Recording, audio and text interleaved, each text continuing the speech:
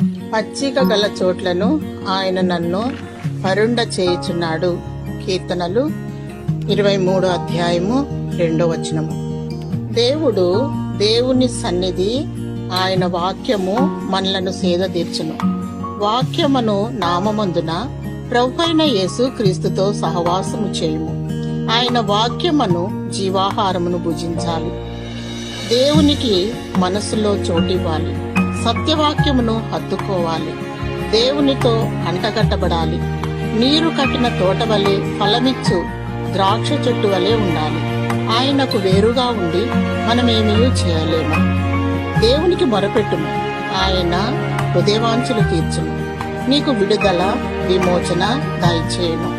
నిన్ను సమభూమి గల ప్రదేశములో నిన్ను నడిపించును. పచ్చిక గల చోట్ల నిన్ను పరుండ చేయును. మేలుతో నీ హృదయాన్ని తృప్తిపరచును. ఆత్మఫలములు కలిగి వర్ధిల్లుము.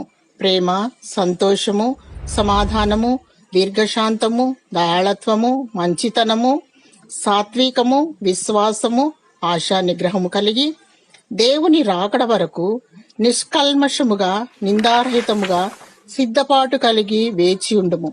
దేవుడు తన రాకడ పర్యంతము వరకు నిన్ను బ్రతికించునుగాక. ఆమేన్.